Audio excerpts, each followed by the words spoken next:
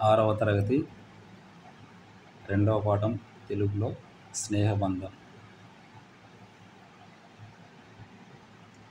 ఒకసారి ప్రవేశిక చూసినట్లయితే,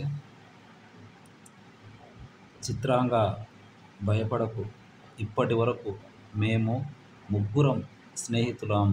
ఇప్పుడు నువ్వు కూడా కలిశావు.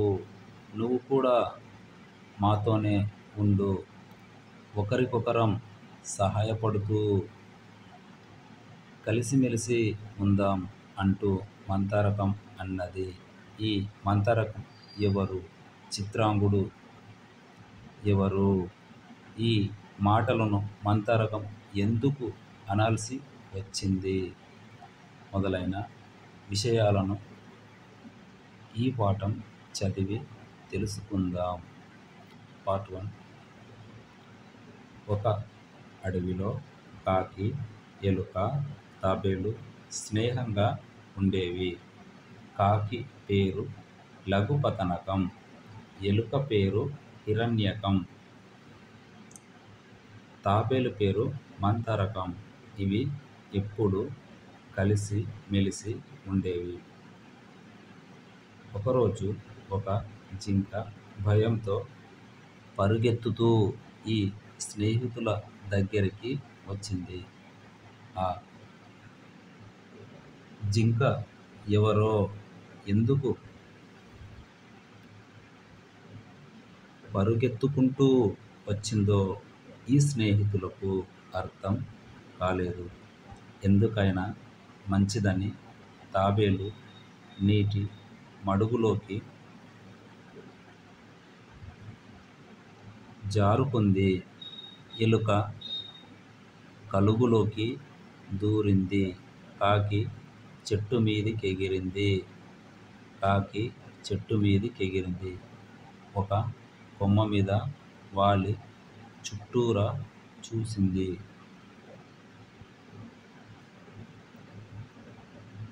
భయపడవలసిన పరిస్థితి ఏదీ లేదని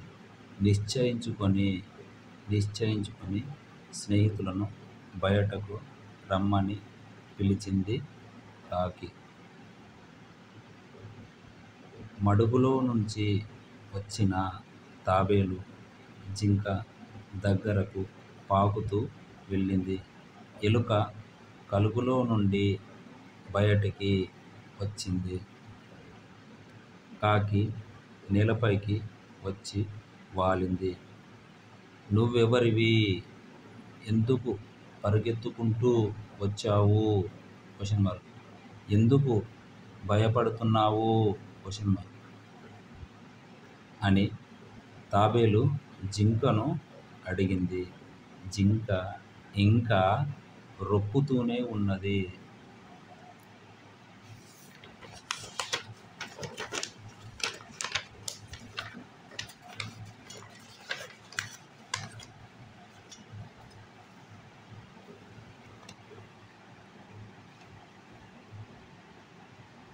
జింక మెల్లగా గొంతు సవరించుకొని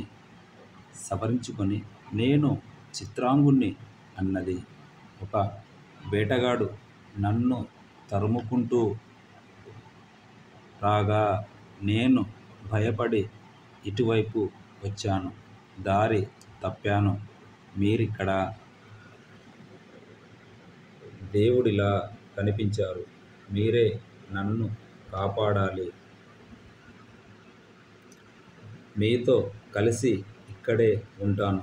మీ స్నేహం నాకు కావాలి, కాదనకండి అని వేడుకున్నది. అప్పుడు తాబేలు, చిత్రాంగా భయపడకు, ఇప్పటి వరకు మేము ముగ్గురం స్నేహితులం. ఇప్పుడు నువ్వు కూడా కలిశావు.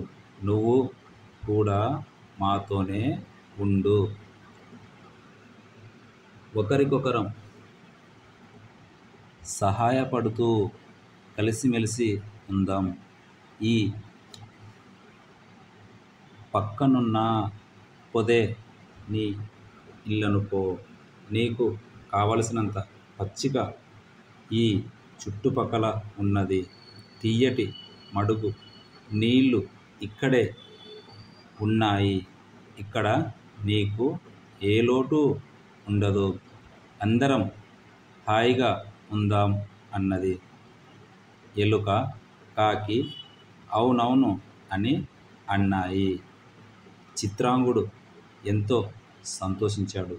అప్పటి నుండి అవన్నీ స్నేహంగా ఉన్నాయి.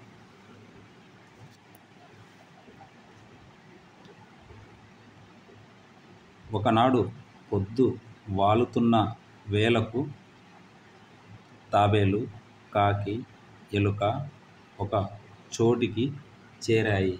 కానీ మేతకు వెళ్ళిన జింక ఇంకా రాలేదు. ఎందుకు రాలేదో తెలియక మిత్రుడి కోసం కలతపడుతున్నాయి. ఏం చేయాలో తెలియలేదు. త్వరగా చీకటి ముసురుతూ ఉన్నది. తాబేలు గబగబా పాకి వెళ్ళలేదు. చిత్రాంగుని ఎటుపోయి వెదకాలో ఎలుకకు తెలియడం లేదు. కాకి మనసులో తళుక్కున ఒక ఉపాయం మెరిసింది. అప్పుడది రెక్కలు విప్పింది. చటుక్కున లేచింది. గబుక్కున పైకి చూసింది. రివ్వున ఎగిరింది. ఎగురుతూ కళ్ళు విప్పార్చి ఇటు అటు చూస్తూనే ఉన్నది. ఒకచోట దాని చూపు నిలిచింది. హఠాత్తుగా కిందికి దిగింది. వలలో చిక్కుకున్న జింకను చూసింది. బయటకు రాలేక అల్లాడిపోతున్న నేస్తాన్ని చూసి దుఃఖించింది. చిత్రాంగుడి దగ్గరకు వెళ్ళింది.